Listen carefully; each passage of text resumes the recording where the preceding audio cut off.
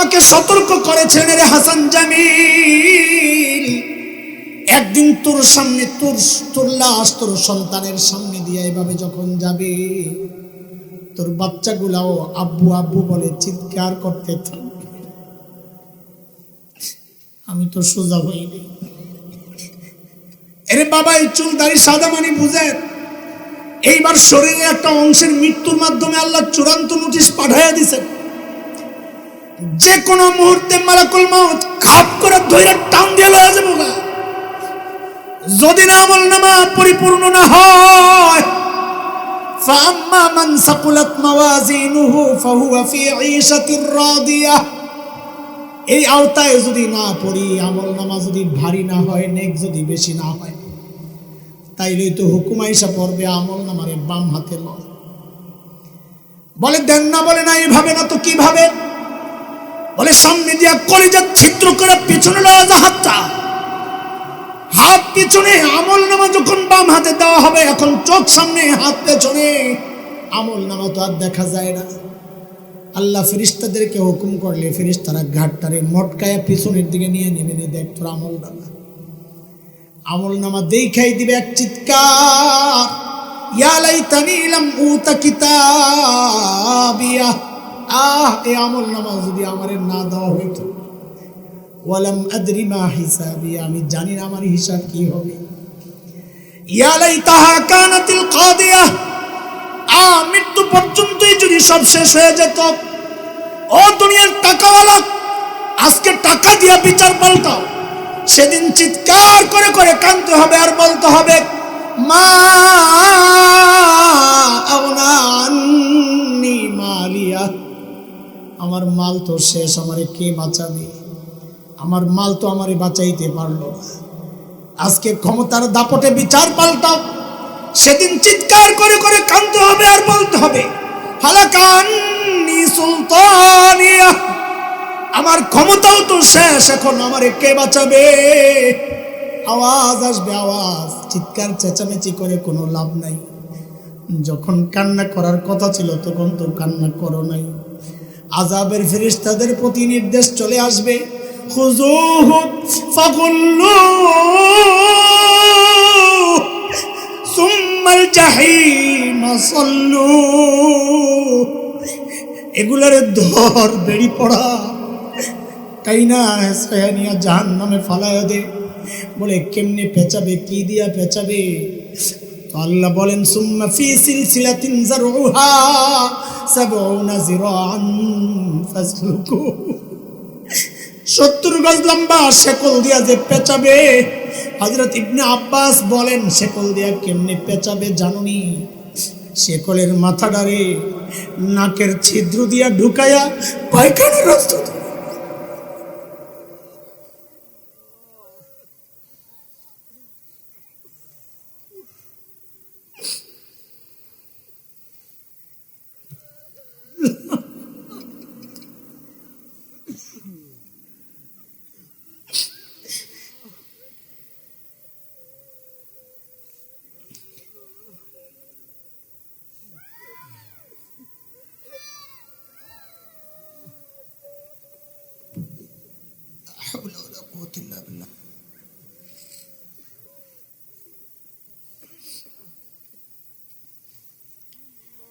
আল্লাহ।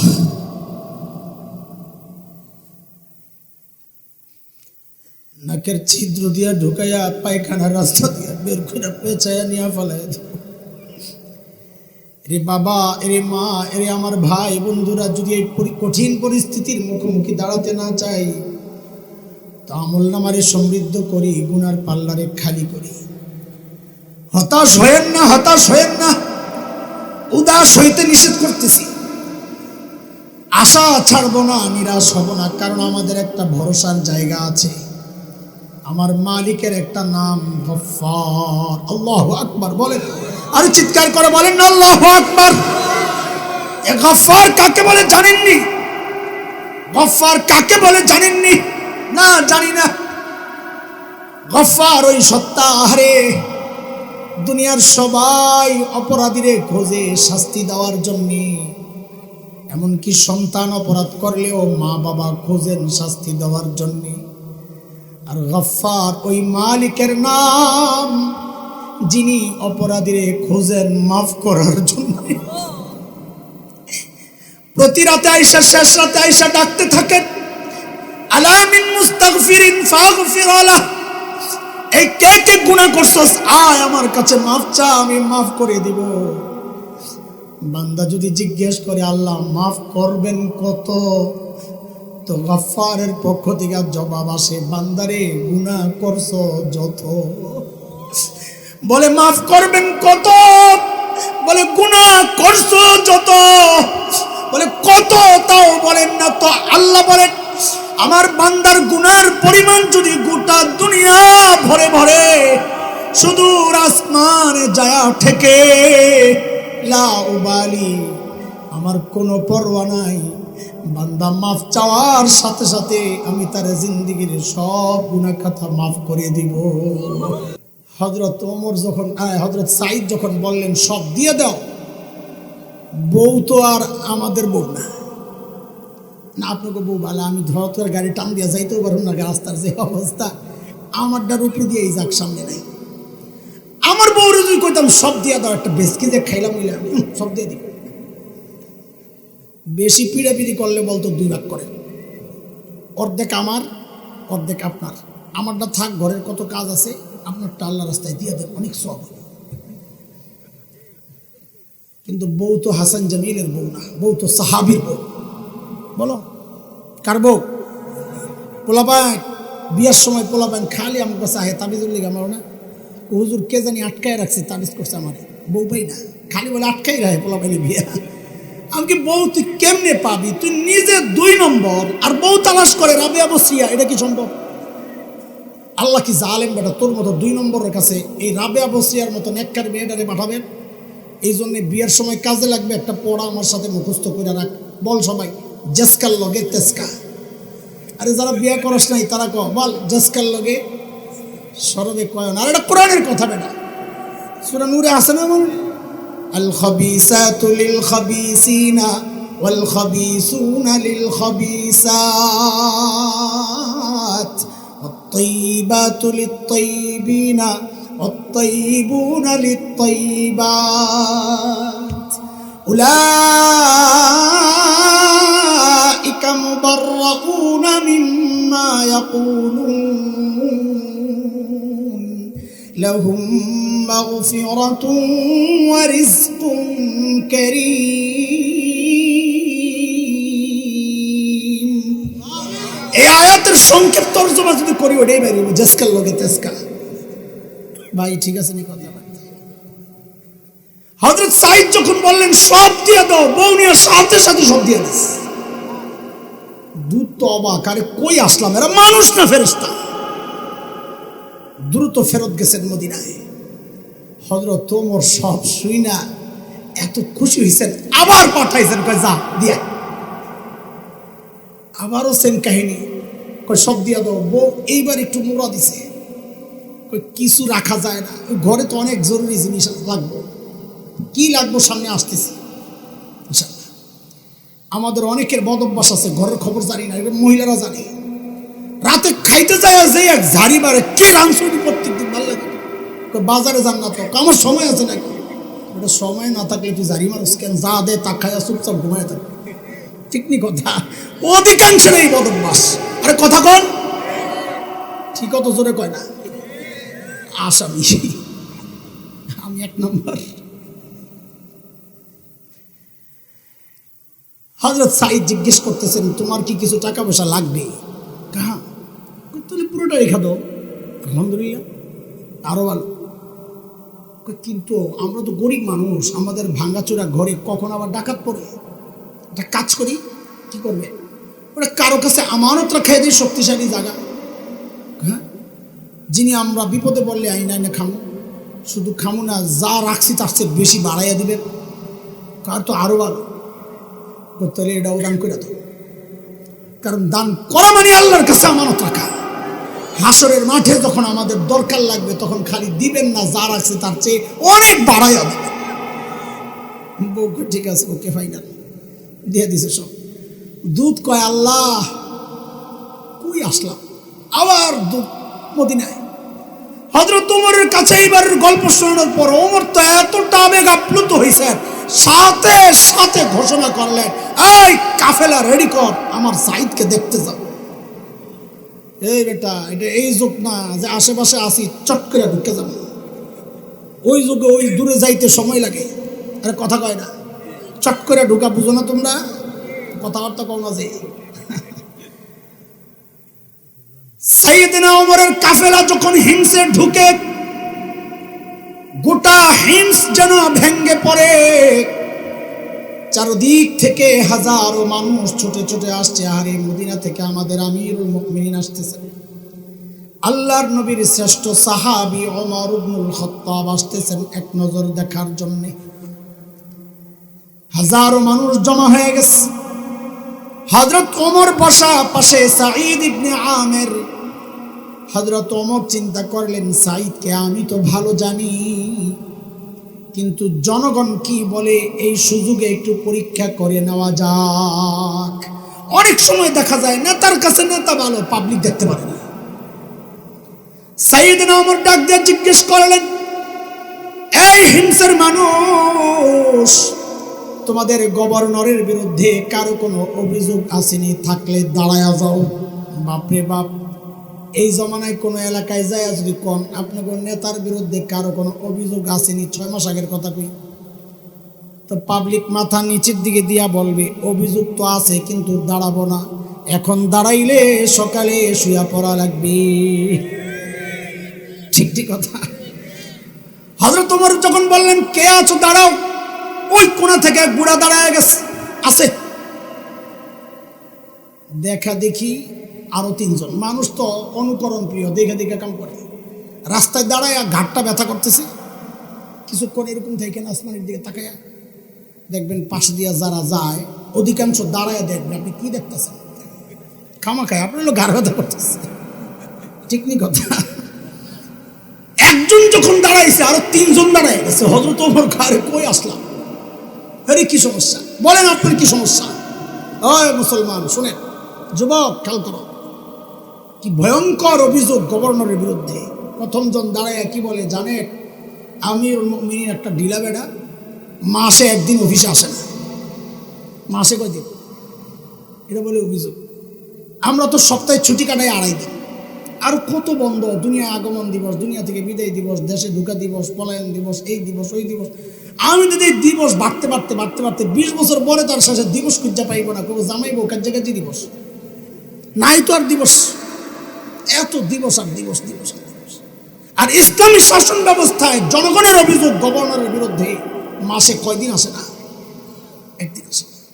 হযরত ওমর তো রাগ হয়ে গেছে, সাইদ জবাব দেয়, কেন তুমি মাসে একদিন অফিসে আসো না?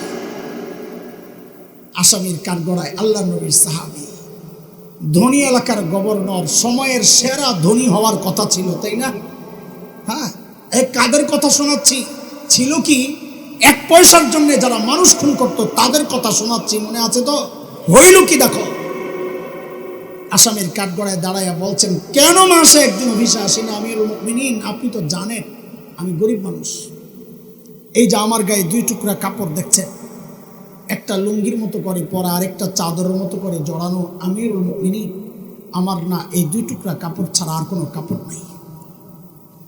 কারে মাসে অফিসে একদিন কেন আসো? এই 1 জোড়া কাপড় পরতে পরতে পরতে পরতে দুর্গন্ধ হয়ে যায়, নিজেরও কষ্ট হয়, আমার কাছে যারা আসে ওদেরও কষ্ট হয়, তাই মাসে একবার উপরেরটা ধুয়ে দিই, শুকাইলে নিচে পরি, নিচেরটা ধুয়ে দিই, শুকাইলে উপরে জড়াই। এমন করতে করতে বেলা একটু উপরে উঠে যায়, আসি না, ঠিক না? আসি একটু দেরি হয়, উনি হয়তো সকাল সকাল এসে না পেয়ে ভেবেছেন আমি আসি না, আসি দেরি হয়। হয়তো ওমর তো বুঝছেন অভিযোগের ধরন কি। ঠিক আছে, দ্বিতীয় জন কি সমস্যা বলেন? ওই বেটার অভিযোগ তো আরো মারাত্মক। বলে কি, আমিরুল মুমিনিন আমাদের গভর্নরের দিনে তো পাই, রাতে আর পাই না। কি ডিউটি নিছে ওনারে, রাতেও সময় দেওয়া লাগবে। হযরত ওমর তো রাগ হয়ে গেছেন, সাইদ কেন তোমাকে রাতে পাওয়া যায় না, জবাব দাও। আসামির কাঠগড়ায় আল্লাহর নবীর সাহাবী কাচুমুচু হয়ে জবাব দিচ্ছেন, আমিরুল মুমিনিন কাজ করার ব্যাপার ছিল না, একান্ত ব্যাপার ছিল। প্রশ্নের মুখে পড়ে গেছি, না বলেও তো পারছি না।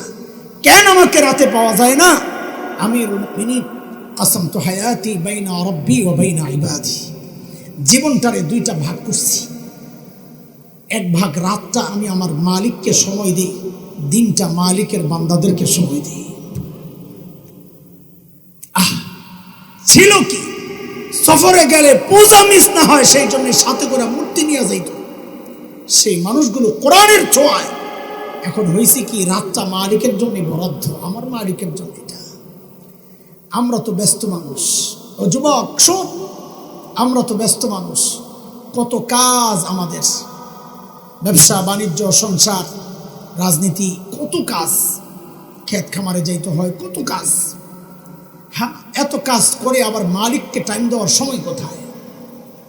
অথচ এই হায়াতের একটা ভাগ ফেসবুক কিন্তু ঠিকই পায়, এই হায়াতের একটা ভাগ ইউটিউব কিন্তু ঠিকই পায়, এই হায়াতের একটা ভাগ খেলোয়াড়, গায়ক গায়িকা, নায়ক নায়িকা ঠিকই পায়।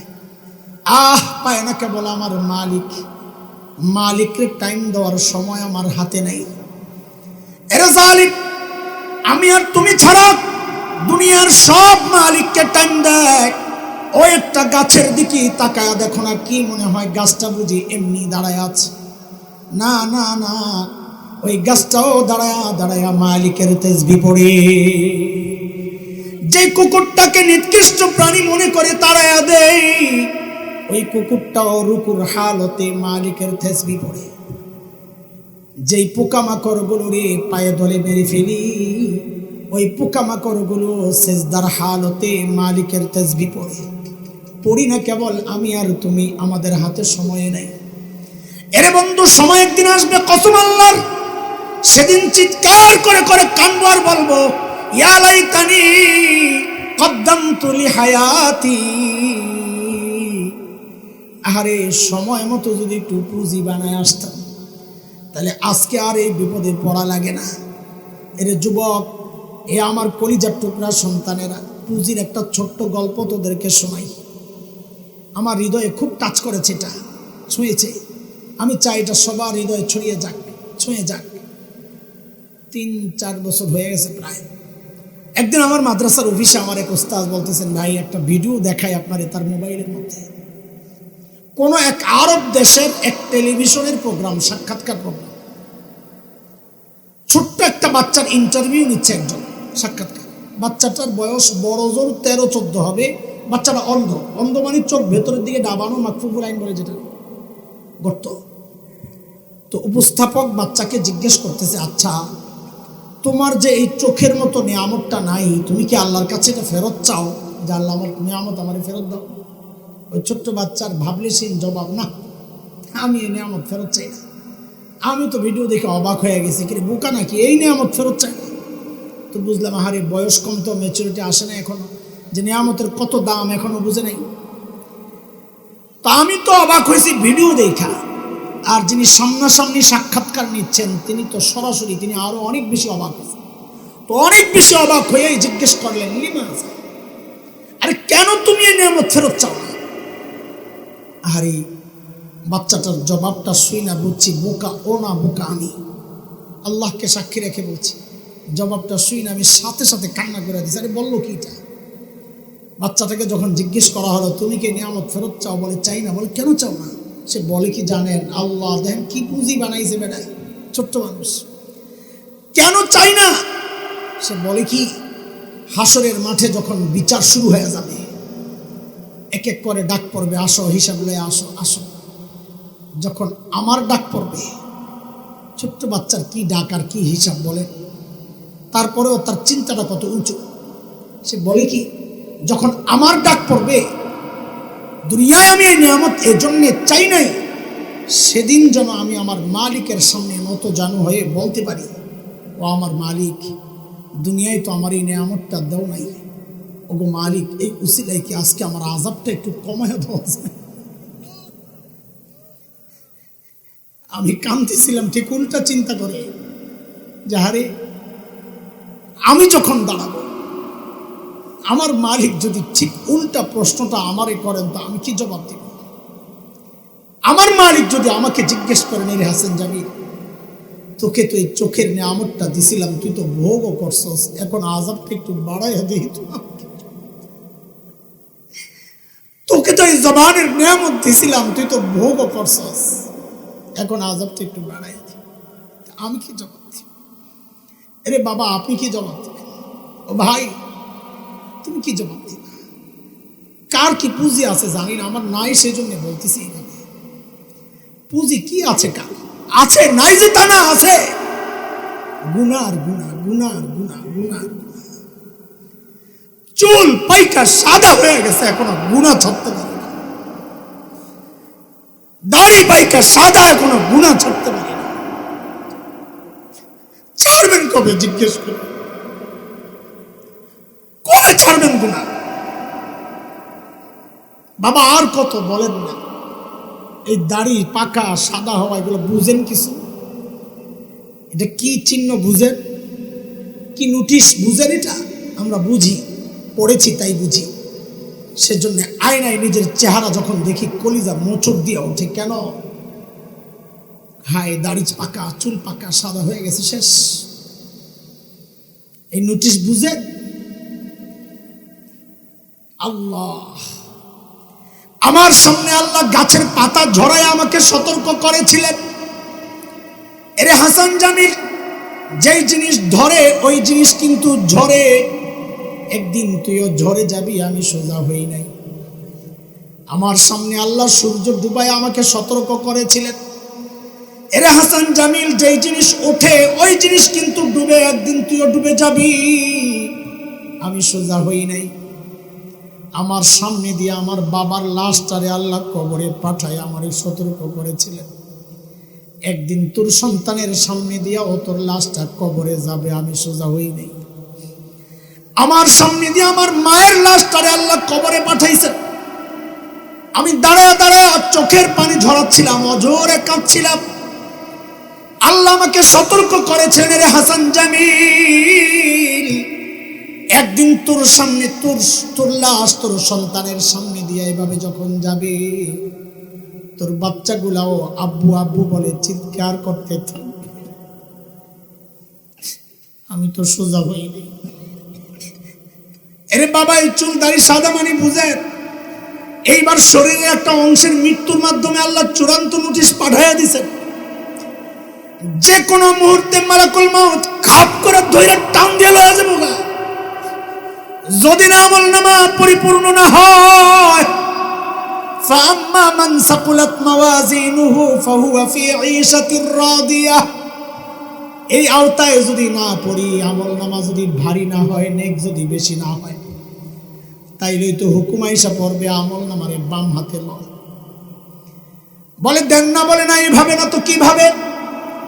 বলে সামনে দিয়া কলিজা ছিদ্র করে পিছনে লওয়া যা হাতটা, হাত পিছনে, আমলনামা যখন বাম হাতে দেওয়া হবে, এখন চোখ সামনে হাত পেছনে, আমলনামা তো আর দেখা যায় না। আল্লাহ ফেরেশতাদেরকে হুকুম করলে ফেরেশতারা ঘাটটারে মটকায়া পিছনের দিকে নিয়ে নেবে, দেখ তোর আমলনামা। আমলনামা দেখাই দিবে এক চিৎকার, ইয়া লাইতানি লাম উতা কিতাবিয়া, এই আমলনামা যদি আমারে না দেওয়া হইতো, ওয়ালাম আদরি মা হিসাবি, আমি জানি না আমার হিসাব কি হবে। ইয়া লাইতাহা কানাতিল কাদিয়া, মৃত্যু পর্যন্তই যদি সব শেষ হয়ে যেত। ও দুনিয়ার টাকাওয়ালা, আজকে টাকা দিয়া বিচার পাল্টাও, সেদিন চিৎকার করে করে কাঁদতে হবে আর বলতে হবে, মা আগনা আন্নি মালিয়া, আমার মাল তো শেষ, আমারে কে বাঁচাবে? আমার মাল তো আমারে বাঁচাইতে পারলো না। আজকে ক্ষমতার দাপটে বিচার পাল্টাও, সেদিন চিৎকার করে করে কাঁদতে হবে আর বলতে হবে, হালাকান্নি সুলতানিয়া, আমার ক্ষমতাও তো শেষ, এখন আমারে কে বাঁচাবে? আওয়াজ আসবে, আওয়াজ, চিৎকার চেঁচামেচি করে কোনো লাভ নাই। যখন কান্না করার কথা ছিল তখন তো কান্না করো নাই। আযাবের ফেরেশতাদের প্রতি নির্দেশ চলে আসবে, খুযুহু ফাগুল্লু সুম্মাল জাহিম সাল্লু, এগুলারে ধর, বেড়ি পড়া, কাইনা নিয়া জাহান্নামে ফালায়া দে। বলে কেমনে পেঁচাবে, কি দিয়া পেঁচাবে? তো আল্লাহ বলেন সুম্মা ফি সিলসিলাতিন যারউহা ৭০ যিরাআন ফাসলুকু। ৭০ গজ লম্বা শেকল দিয়া যে পেঁচাবে। হযরত ইবনে আব্বাস বলেন শেকল দিয়া কেমনে পেঁচাবে জানুনি? শেকলের মাথাটারে নাকের ছিদ্র দিয়া ঢুকায়া পায়খানার রাস্তা।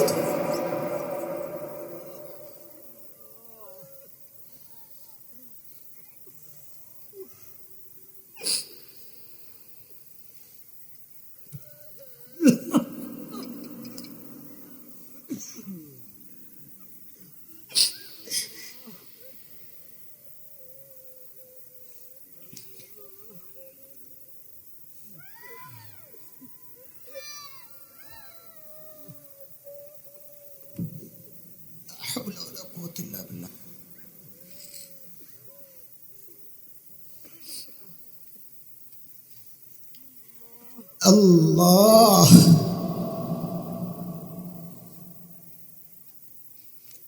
নাকের ছিদ্র দিয়া ঢুকাইয়া পায়খানার রাস্তা দিয়া বের করে পেঁচাইয়া নিয়ে ফেলাই দিব। রে বাবা, এরে মা, এরে আমার ভাই বন্ধুরা, যদি এই কঠিন পরিস্থিতির মুখোমুখি দাঁড়াতে না চাই, তা আমল নামারে সমৃদ্ধ করি, গুনার পাল্লারে খালি করি। হতাশ হয়েন না, হতাশ হয়েন না, উদাস হইতে নিষেধ করতেছি। আশা ছাড়বো না, নিরাশ হব না, কারণ আমাদের একটা ভরসার জায়গা আছে। আমার মালিকের একটা নাম গফফার। আল্লাহু আকবার বলেন, আরে চিৎকার করে বলেন না আল্লাহু আকবার। এ গফফার কাকে বলে জানেননি? গফফার কাকে বলে জানেননি? না, জানি না। গফফার ওই সত্তা, আহারে দুনিয়ার সবাই অপরাধীরে খোঁজে শাস্তি দেওয়ার জন্য। এমনকি সন্তান অপরাধ করলেও মা বাবা খোঁজেন শাস্তি দেওয়ার জন্য। আর গফফার ওই মালিকের নাম, যিনি অপরাধীরে খোঁজেন মাফ করার জন্য। প্রতি রাতে আয়েশা, শেষ রাতে আয়েশা ডাকতে থাকেন, আলা মিন মুস্তাগফিরিন ফাগফির লাহ। এই কে কে গুনাহ করছস, আয় আমার কাছে মাফ চা, আমি মাফ করে দিব। বান্দা যদি জিজ্ঞেস করে আল্লাহ মাফ করবেন কত, তো গফফারের পক্ষ থেকে জবাব আসে, বান্দারে গুনাহ করছো যত। বলে মাফ করবেন কত? বলে গুনাহ করছো যত। বলে কত, তাও বলেন না তো। আল্লাহ বলেন আমার বান্দার গুনার পরিমাণ যদি গোটা দুনিয়া ভরে ভরে সুদূর আসমানে যায় ঠেকে, লা উবালি, আমার কোনো পরোয়া নাই। বান্দা মাফ চাওয়ার সাথে সাথে আমি তার জিন্দেগির সব গুনাহ খাতা মাফ করে দিব। আল্লাহু আকবার, আল্লাহু আকবার, আল্লাহু আকবার। মুহতারাম হাজরিন, নেকের পাল্লা ভারী করেন, চোখের পানি দিয়া গুনার পাল্লাটারে খালি করেন। গুনার পাল্লা খালি করেন, বাঁচার উপায় নাই। নাই নাই, আল্লাহ আমাদেরকে বাঁচান, আল্লাহ বাঁচান। চলে গেছে অনেক দূর, আবার জায়গায় আসতে হবে, দেরি করব না, ভয় পায়েন না, আর গল্প আর আগাচ্ছি না। বুঝানোর জন্য যতটুকু দরকার ছিল এতটুকু হয়েছে, যে মানুষগুলো ছিল কি, হইল কি। এবার আমাকে ফাঁকের জবাবটা আপনারা দেন। এই যে পরিবর্তনটা কিসের ছোঁয়ায়? বলেন বলেন, কিসের ছোঁয়ায়? আবার বলেন, কিসের ছোঁয়ায়? তাহলে ওই তিন কথারে প্যাকেটটারে শক্ত করে বাইদা ভিতরে ঢুকাইয়াই নেন। এইবার ওই পাশের তিন কথা বের করেন, ওই পুটলাটা কাদেরকে নিয়ে, কি ছিল, কয় কথা, ধরলাম কি, ছাড়লাম কি, হারে করলাম কি। এবার আমাকে জবাব দেন, ওই কথাটা মাথায় রাইখেন, রাইখে জবাব দেন। এতক্ষণ যা বুঝাইছি, চেষ্টা করেছি, আমি কি এতটুকু বুঝাইতে পারছি? কোরআন একমাত্র মাধ্যম। আমি কিন্তু বলি নেই যে অন্যতম মাধ্যম, যে আরো শরীক আছে, না, একমাত্র মাধ্যম, যে মাধ্যম মানুষকে সর্বশ্রেষ্ঠ মানুষ বানায়। এটাকে আপনারা বিশ্বাস করেন? কে কে বিশ্বাস করেন? আমি তো করি। আল্লাহু আকবার, হাত নামান তাড়াতাড়ি। আরেকটা কথা জিজ্ঞেস করবো, বুঝে শুনে, হুজুকে না, তালে তালে না, আবেগে না, বুঝে শুনে জবাব দিবেন। আমরা কি আমাদের সন্তানকে আসলেই সর্বশ্রেষ্ঠ মানুষ বানাতে চাই? চাই চাই আমি চাই ইনশাআল্লাহ, হাত নামান। কিন্তু দুঃখজনক হলেও সত্য, এখানে সবাই না, অনেক বোঝা যায়, আমরা বুঝি এটা। যারা হাত তো তুলছেন দুই জায়গায়, কিন্তু আপনারা সত্য বলেন নাই, মিথ্যা বলেছেন। সত্য বলেন নাই, বলে আপনি কি গায়েব জানেন? আরে আমি গায়েব জানবো কোত্থেকে? গায়েব শুধু জানেন কে? সূরা আরাফ 188 আয়াত দেখে নেন। আল্লাহ বলেছেন, নবীকে দিয়া বলাচ্ছেন, ওয়ালাউ কুনতু আ'লামুল গায়ব লাস্তাকসারতু মিনাল খায়র। নবীকে বলাচ্ছেন, আমি যদি গায়েব জানতাম, মানে নবীও গায়েব জানতেন না। গায়েব শুধু জানেন কে?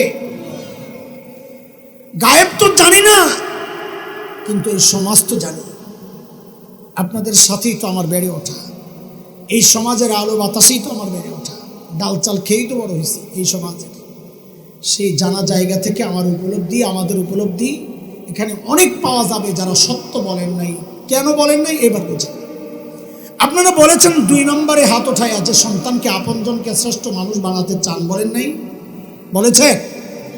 সেই আপনি তো এর আগে বললেন সর্বশ্রেষ্ঠ বানায় একমাত্র কোরআন। তাহলে আপনার কাছে আমার জানতে চাওয়া, আপনি সন্তানকে সর্বশ্রেষ্ঠ মানুষ বানাতে চান যদি কথা ঠিকই হয়, তো আপনি তো বলেছেন সর্বশ্রেষ্ঠ কোরআন বানায়, তাহলে সন্তানকে সর্বশ্রেষ্ঠ বানানোর জন্যে কোরআনই প্রতিষ্ঠানে না পাঠাইয়া আপনি পাঠাইলেন কোথায়? জবাব দেন, জবাব। তার মানে মিথ্যা বলেছেন। কষ্ট নিয়েন না, যাই করছেন ঠকছেন না, জিতছেন, শুধু এতটুকু বলেন। যারা সন্তানকে দিন শেখাচ্ছেন না, শুধু এতটুকু বলেন, ঠকছেন না, জিতছেন।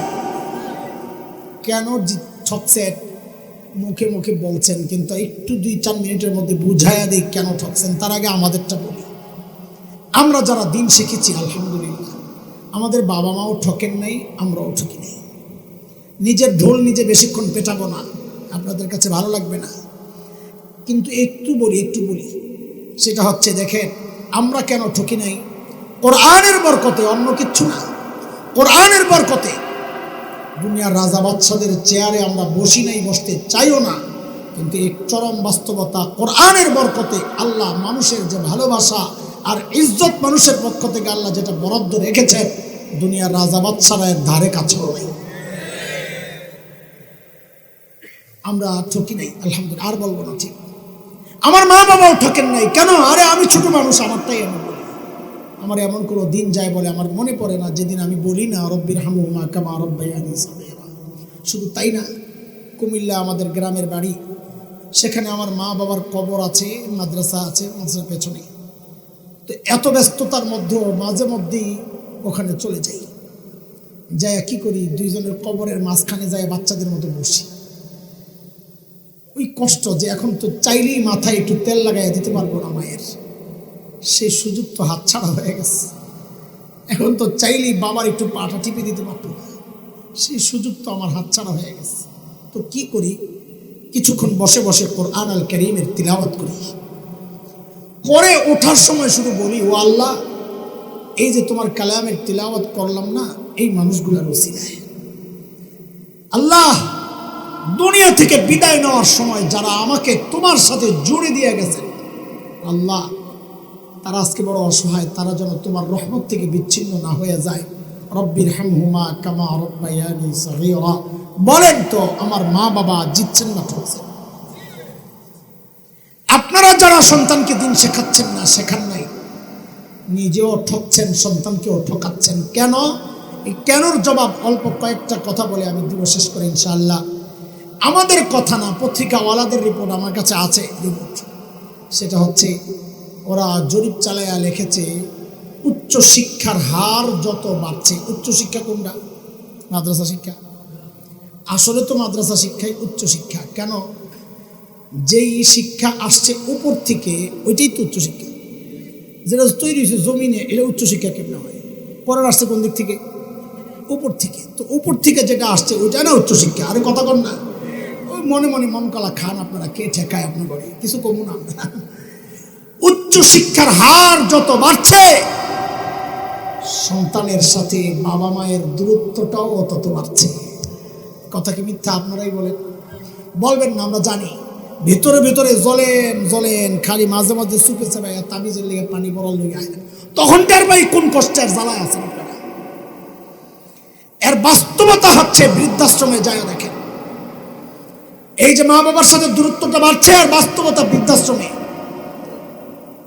কয় বছর আগে ঈদের দিনের এক ডকুমেন্টারি টেলিভিশনের একজন আমারে পাঠাইছে, ইউটিউবের লিঙ্ক। এক বৃদ্ধাশ্রমে সাংবাদিকরা গেছে বুড়া বুড়ির সাক্ষাৎকার নেওয়ার জন্য। ওদের পরিচয় জানি বুঝেছি, ওরা ঘরে স্বাভাবিক সাধারণ কোনো ঘরের বুড়া বুড়ি না, এলিট শ্রেণী, হাই সোসাইটি। ওদেরকে যখন পরিচয় জানতে চাচ্ছে, ওরা মুখ ফিরিয়ে নিচ্ছে লজ্জায়, কেউ কষ্টে চোখ দিয়ে ঝরঝর করে পানি পড়তেছে। ওদের কষ্ট দেখে হারে ঈদের দিন বুড়া বুড়ি কান্না করতেছে, আপনজন কেউ কাছে নাই, আমারও কান্না আসছে, মানুষ তো। কিন্তু একটা জিনিস দেখতে দেখতে, ভিডিওটা দেখতে দেখতে একটা জিনিস চিন্তা করে গর্বে বুকটা আমার ভরে গেছে। সেটা কি জানেন? এই যে এতজন বুড়া বুড়ির সাক্ষাৎকার নেওয়া হলো না, একজন বুড়িও তার পরিচয় দেওয়ার সময় বলেন নাই আমি হাফেজের মা। একজন বুড়াও তার পরিচয় দেওয়ার সময় বলেন নাই আমি আলেমের বাবা। কোন হাফেজ আলেমের বাবা এটা বলতে পারে না। কেন? ওকে শেখানো হয় আর মায়ের পায়ের তলে ওর জান্নাত, এই জান্নাতকে বৃদ্ধাশ্রমে ফালাইয়া রাখতে পারে না, জান্নাতকে তো পারে না মাথায় তুলে রাখে।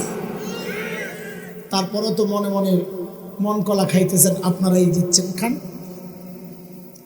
শেষ কথা, আমি যেখানে মসজিদে যেই জায়গায় জুমা পড়াই, science lab, Dhanmondi, new market, একসময় ঢাকার সব বড়রা ওখানেই থাকতো, পরে না গোলশান বানানি এগুলো পরে হয়েছে। তো আমরা তো সেই পুরান দিনের থেকে ওখানে আমাদের ওই মহল্লায়, ধানমন্ডির ওই মহল্লায় আমাদের পারিবারিক অবস্থান প্রায় 65 বছর। যেই মসজিদে আব্বাই ছিলেন 40 বছর, আব্বার থাকা অবস্থায় আমি জুমা পড়াইতেছি আজকে প্রায় 25 বছর। বাপ বেটার 65 বছরের জিন্দিগি।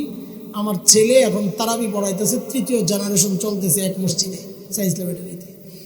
তো ওই পুরান দিনের এক মানুষ মারা গেছে। তো এলাকার মুরব্বীরা আমাকে বললেন, এই লোকটা তোমার বাবার সাথে চলতো, তার জানাজাটা তুমি পড়াইলে তার আপনজনরা একটু শান্তি পাবে। ঠিক আছে, জানাজা পড়াবো, কিন্তু সমস্যা হলো এই জানাজা 2 দিন পরে হবে। কেন? ছেলে ডক্টর, আমেরিকার এক ইউনিভার্সিটির প্রফেসর, ছেলে আসতেছে লাশ হসপিটালে। ছেলে আসার পর, ছেলে ভালো বলেই তো আসছে, নাইলে তো বলতো আঞ্জুমানি মফিদুল ইসলামে দিয়ে দেন, টাকা যা লাগে সেন্ড করতেছে, পাঠাই দিচ্ছে, ভালো ছেলে। তো সব আনুষ্ঠানিকতা শেষে আমাদের মসজিদে জানাজা। এর মধ্যেই দেখি ওই ডক্টর হাউমাউ করে কান্না করতেছে।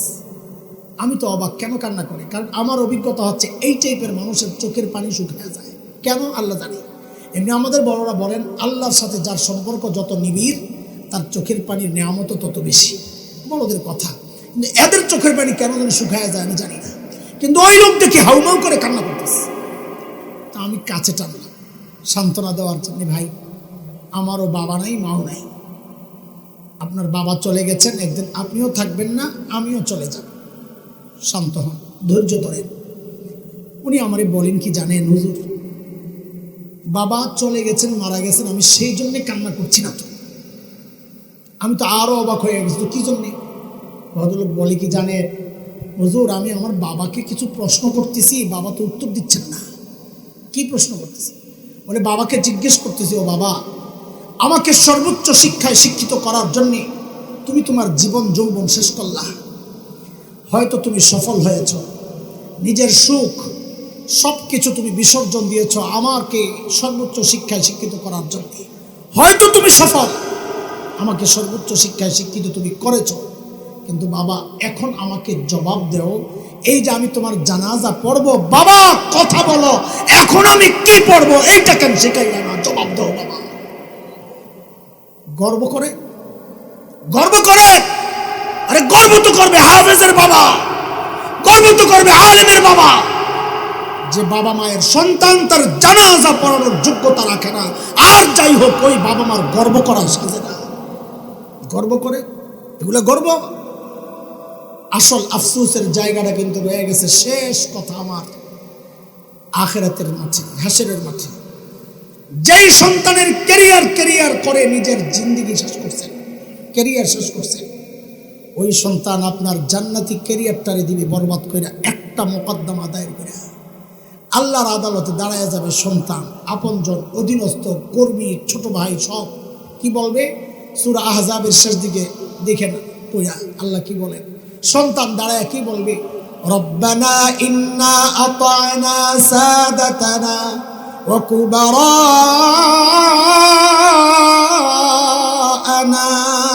فأضلونا السبيلا ربنا آتهم ضعفين من العذاب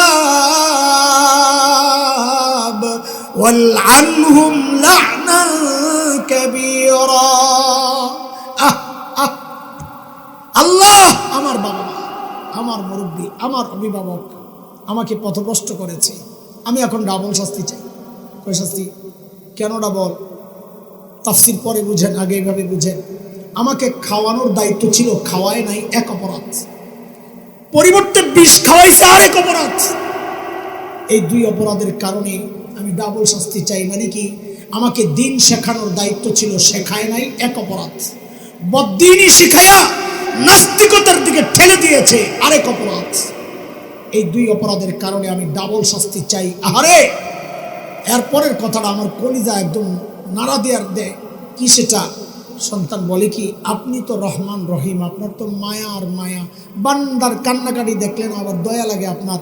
এই জায়গায় যারা দুনিয়ায় আমার উপর দয়া করে নাই, আজকে তাদের জন্য আমি কোনো দয়া চাই না, রহমত চাই না। বলে কি চাও? বলে ওয়াল আনহুম লানান কাবীরা, এদেরকে আপনার দয়া থেকে দূরে, বহু দূরে সরাইয়া দেন। আরে যে সন্তান পড়ার কথা রব্বির হামহুমা কামা রব্বায়ানি সগীরা, সেই সন্তান পড়তেছে মা বাবার বিরুদ্ধে ওয়াল আনহুম লানান কাবীরা, এদেরকে রহমত থেকে দূরে সরাইয়া দেন। এরপরেও গর্ব করবেন, এরপরেও গর্ব করবেন। সময় আছে, সময় আছে, ফুরিয়ে যায় নাই। সন্তান পারেন নাই, নাতিকে পাঠান মাদ্রাসায়। ঠকবেন না, দুনিয়ায়ও ঠকবেন না, আখিরাতেও ঠকবেন না, ইনশাআল্লাহ, ইনশাআল্লাহ ঠকবেন না। পড়া মুখস্থ হয়েছে নি আপনাদের? কয় কথার পড়া মুখস্থ হয়েছে আজকে? তাড়াতাড়ি বলেন, আমার আরেক পোটলা রয়ে গেছে, 1 মিনিট লাগবে ইনশাআল্লাহ। 1 মিনিট নাও লাগতে পারে। কয় কথা? সাহাবীদেরকে নিয়ে কয় কথা? ওরা ছিল কি, হইল কি, মাঝখানে ঢুকলো কি? আমাদের ব্যাপারে কয় কথা? ধরলাম কি, ছাড়লাম কি, আহারে করলাম কি। আপনি আহারি করবেন না, ভালো হয়ে যাবো। ভালো হয়ে গেলে 5টা অঙ্গীকার করেন আমার সাথে ইনশাআল্লাহ। বলেন সবাই, আমরা এবং আমাদের সন্তান পরিবার সবার ব্যাপারে বলবেন, সবাই শুদ্ধ কোরআন শিখবো ইনশাআল্লাহ। ঠিক আছে ইনশাআল্লাহ? 1 নম্বর। 2, প্রতিদিন নিয়ম করে নিয়মিত কোরআনের তিলাওয়াত করব ঘরে, নিজের ঘরে প্রতিদিন নিয়মিত তিলাওয়াত করব ইনশাআল্লাহ। আর ইনশাআল্লাহ তো আপনি আমার কথার উপরে করতেছেন, নিজে কর। প্রতিদিন ঘরে নিয়মিত তিলাওয়াত করব, এইবার ইনশাআল্লাহ কর। 3, কোরআন অনুযায়ী চলব ইনশাআল্লাহ। 4, কোরআনওয়ালাদেরকে ভালোবাসবো। কোরআনওয়ালা কারা? আলেম ওলামা। যদি নেতা কয় না আলেমদের সাথে থাকা যাবে না, তো বাদ না বলেন তালাক। নেতা তালাক, কয় তালাক? 3 তালাক তো বউরে দেয়। নেতা হইলো যতবার বিরোধিতা ততবার তালাক। বলেন যতবার বিরোধিতা। কিন্তু যদি আমির সাহেব কয় হুজুরের লগে থাকা যাবে না, আমি তালাক। যদি আমি পাগড়িওয়ালা হয় তাও তালাক। কয় তালাক? যতদিন তওবা না করবো ততদিন তালাক। কথা কোন ঠিক কিনা? তাইলে ইজতেমায় যাব 31 জানুয়ারি, 1-2 ফেব্রুয়ারি ইনশাআল্লাহ। সূরা নিজামের আওতায় ওলামাদের সান্নিধ্যে থাকবো ইনশাআল্লাহ। আল্লাহ কবুল করেন। কয়টা গেছে? 4টা না গেছে? 1 নম্বর, সবাই শুদ্ধ কোরআন শিখবো ইনশাআল্লাহ। হ্যাঁ, নিয়মিত কোরআনের তিলাওয়াত করব, কোরআন অনুযায়ী চলবো, কোরআনওয়ালাদেরকে ভালোবাসবো। ঠিক আছে ইনশাআল্লাহ? 5 নম্বর, কোরআনি প্রতিষ্ঠান মাদ্রাসা যেখানেই দেখব আমার সামর্থ্য অনুযায়ী সহযোগী হয়ে পাশে দাঁড়ায় যাব। ঠিক আছে ইনশাআল্লাহ? আল্লাহ কবুল করেন। এই পোটলা 5 কথার পোটলা মাথায়, 6 কথার 2 পোটলা 2 পকেটে লইয়া একদম পরিষ্কার করে বল সুবহানাল্লাহি ওয়া বিহামদি, সুবহানাকাল্লাহুম্মা বিহামদিক, আশহাদু আল্লা ইলাহা ইল্লা আনতা আস্তাগফিরুকা ওয়া আতুবু ইলাইক। কথায় কেউ কষ্ট পাইলে মাফ করে দিয়ে। আমি তো প্রথম আপনাকে এনে আমার অনেকে এখনো তো মহব্বত তৈরি হয় নাই। দেখলে কায়া দেখলে না মায়া বাড়ে, একটা কথা কয়, দেখতে দেখতে না মায়া বাড়বো। এমন তো খালি করবো যে আইসে বেটা নতুন এই ছাতাছাতি শুরু করছে, কতজন এই কথা কইছে দেন মনে মনে চুপে চুপে। হ্যাঁ আচ্ছা ঠিক আছে, দোয়া করেন আমার জন্যে। আল্লাহ তাআলা আমাকে যতদিন বাঁচায়া রাখেন, যেন আকাবির আসলাফের বদনাম হয় এমন কোনো রাস্তায় যেন আল্লাহ আমাকে না নেন। বাস এতটুকুই। আমার আকাবির আসলাফের রাস্তা এটা পরীক্ষিত রাস্তা, আমার নতুন আর রাস্তা তালাশ করার দরকার নাই, ওইটাই যথেষ্ট আমার জন্য। শুধু এতটুকু বলবেন দোয়া, আল্লাহ যেন আমার আকাবির আসলাফ যে রাস্তায় চলেছেন আমি যেন এর বাইরে কখনো না যাই, আল্লাহ যেন আমাকে কবুল করেন। আমিও আপনাদের জন্য দোয়া করি, আল্লাহ আপনাদেরকেও কবুল করেন। আমাদের এই জামিয়াত আল জামিয়াতুল ইসলামিয়া, আমাদের এক ভাই এবং কিছু ভাই ঢাকার, ওনাদের অক্লান্ত মেহনতের ফসল এটা। আপনার এই প্রতিষ্ঠানকে, এই বাগানকে দেখে রাখবেন, সহযোগিতার হাত বাড়াবেন, পরামর্শ দিবেন, শত্রু হয়েন না, বন্ধু হয়ে মিত্র হয়ে থাকবেন ইনশাআল্লাহ। আল্লাহ কবুল করেন, আমিন। ওয়া আখিরু দাওয়ানা আলহামদুলিল্লাহি রাব্বিল আলামিন।